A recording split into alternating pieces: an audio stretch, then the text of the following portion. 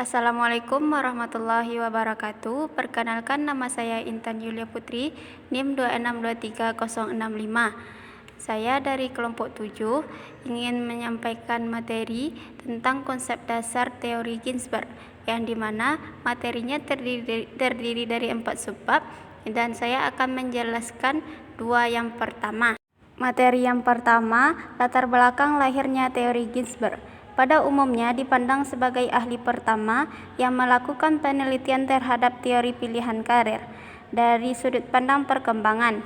Tim penelitian ini terdiri dari seorang pakar ekonomi, seorang psikiater, seorang sosiolog, dan seorang psikolog, yang mereka berkolaborasi untuk membentuk rasional pentingnya teori pilihan karir, yang untuk selanjutnya dikenal sebagai tim pengembang teori pilihan karir Ginsberg. Perumusan teori ini merupakan reaksi langsung dari tidak adanya konstruk teoritik yang bersifat terperinci dan komprehensif sehubung dengan psikologi karir.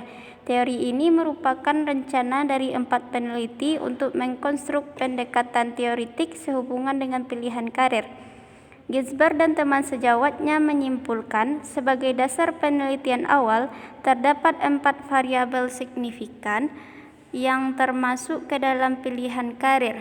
Ginsberg dan teman sejawatnya menyimpulkan sebagai dasar penelitian awal terdapat 4 variabel signifikan yang termasuk ke dalam pilihan karir, di mana variabel pertama diidentifikasi adalah faktor realita atau kenyataan yang dapat menjadi penyebab bagi individu untuk memberi respon pada tekanan yang diberikan oleh lingkungan dalam pengambilan keputusan yang berpengaruh terhadap karir. Variabel yang kedua yaitu pengaruh pendidikan, bahwa jumlah dan jenis pendidikan yang pernah diperoleh oleh individu akan mempengaruhi bagaimana dia membuat keputusan dan sehubungan dengan karirnya. Variabel yang ketiga yaitu adalah faktor emosional, termasuk di dalamnya respon individu terhadap lingkungan. Hal ini penting untuk dipertimbangkan sebab secara intuitif faktor kepribadian dan emosional akan berjalan seiring dengan pemilihan karir dan sebaliknya. Variabel yang keempat yaitu nilai yang memiliki individu menjadi variabel keempat yang perlu diperhatikan dan menjadi variabel yang penting dalam pemilihan karir. Teori Ginsberg lahir merupakan usaha bersama para ahli yang terdiri dari seorang ekonom, seorang psikiater, seorang sosiolog, dan seorang psikolog. Di antara mereka yaitu Ginsberg, Husserl, dan Herma. Mereka inilah yang memberikan pandangan bahwa pemilihan karir adalah suatu proses yang terbuka sepanjang waktu. Jadi, menurut teori ini, pilihan karir adalah hasil dari perkembangan individu. Terdapat 3 periode atau tahapan dalam proses pemilihan okupasi. Yang pertama yaitu masa fantasi, yang kedua masa tentatif, dan yang ketiga adalah masa realistik. Teori Super dikembangkan oleh Donald. Super menyatakan bahwa pilihan karir seseorang adalah model yang mementingkan konsep diri pemilihan karir seseorang sejalan dengan tahapan perkembangan dirinya. Ada 5 fase. Yang pertama fase pertumbuhan, fase eksplorasi, fase pemantapan, fase pembinaan, dan fase kemunduran. Teori pengambilan keputusan karir didasarkan pada teori Ginsberg dan Super, yang dimana mereka adalah mampu melahirkan keputusan-keputusan bijak dan tepat yang berkaitan dengan karir yang akan dilaluinya, atau suatu metode yang digunakan untuk menjelaskan proses pemilihan karir dan merupakan kerangka untuk memutuskan tujuan konseling, di mana proses pengambilan keputusan karir ini meliputi 2 periode. Yang periode pertama yaitu periode antisipasi dan praokupasi. Yang kedua yaitu periode implementasi dan penyesuaian. Materi yang kedua yaitu tahapan perkembangan pemilihan karir menurut Ginsberg. Teori perkembangan karir Ginsberg merupakan hasil kerja sama sebagai tim yang mempelajari tentang pengaruh perkembangan terhadap pemilihan karir. Menurut Ginsberg terdapat 4 faktor yang mempengaruhi pemilihan karir. Yang pertama yaitu realitas, Realitas adalah pemilihan suatu pekerjaan akibat dari tekanan lingkungan, faktor lingkungan. Di sini merupakan lingkungan keluarga, masyarakat, dan lain sebagainya. Yang kedua yaitu pendidikan. Pendidikan adalah faktor yang terdapat pada bidang karir yang ditentukan oleh kualitas dan kuantitas pendidikannya. Misalnya kuliah pada fakultas keguruan, maka ia dituntut untuk menjadi guru. Yang ketiga emosional. Emosional merupakan faktor pemilihan karir berdasarkan kondisi kejiwaan seseorang. Misalnya, ketika seorang berambisi menjadi guru, ketika ia melihat lingkungannya yang kekurangan tenaga pengajar. Siti Fathia Munstari dengan NIM 2623136 ingin menjelaskan tentang tugas-tugas perkembangan vokasional Ginsberg. Menurut Ginsberg, perkembangan dalam proses pilihan karir mencakup 3 tahapan yang utama, yaitu ada fantasi, tentatif, dan realistik.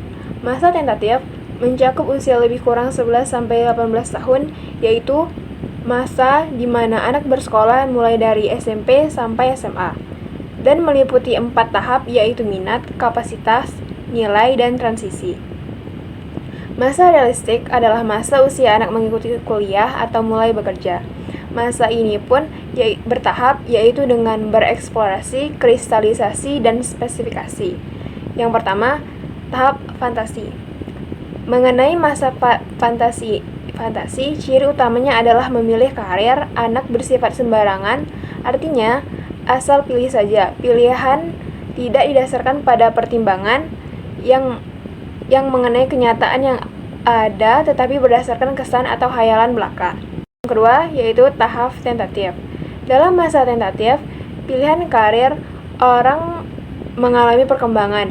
Mula-mula, pertimbangan karir itu hanya berdasarkan kesenangan, ketertarikan, atau minat. Sedangkan faktor-faktor lain yang tidak dipertimbangkan menyadari bahwa minatnya berubah-ubah, maka anak akan mulai menanyakan kepada diri sendiri apakah dia memiliki kemampuan atau kapasitas melakukan suatu pekerjaan, dan apakah kapasitas itu cocok dengan minatnya. Yang ketiga, ada tahap realistik.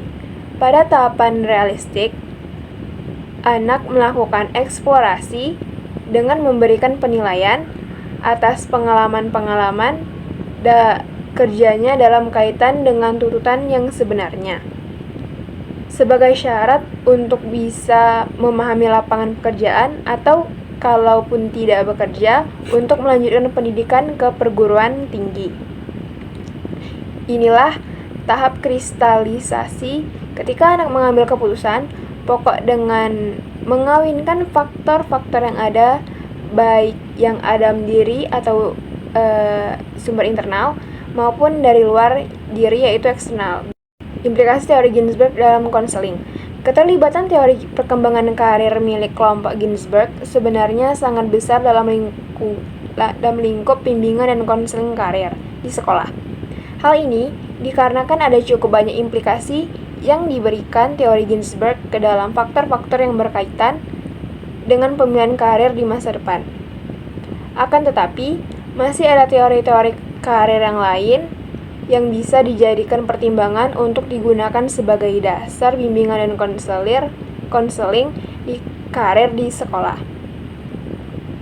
Dengan melihat kelebihan juga kekurangan yang dimiliki oleh masing-masing teori karir, kemudian dengan melihat pada kesesuaian dengan kebutuhan para siswa, konselor sekolah selanjutnya akan dapat menentukan teori mana yang dirasa paling tepat untuk digunakan dalam bimbingan dan konseling sekolah yang akan dilaksanakan di instansinya masing-masing. Beberapa implikasi teori Ginsberg dalam bimbingan konseling karir diantaranya adalah layanan informasi karir yang dapat membantu siswa dalam mengenal secara seksama arah minat dan kemampuan ataupun potensi diri sejak masa fantasi hingga dapat direalisasikan di masa yang akan datang. Penyediaan berbagai informasi pekerjaan, jabatan, karir, penyediaan papan media bimbingan, penyediaan sumber-sumber informasi jabatan, pengenalan terhadap minat dan kapasitas yang dimiliki siswa sejak masa fantasi, berlanjut ke masa tentatif hingga realistik, sehingga dapat menentukan pemilihan pendidikan yang tepat. Diciptakannya aplikasi konseling karir dengan pola pendekatan behavioral yang dapat diisi dengan eksplorasi yang sesuai dengan minat dan keinginan.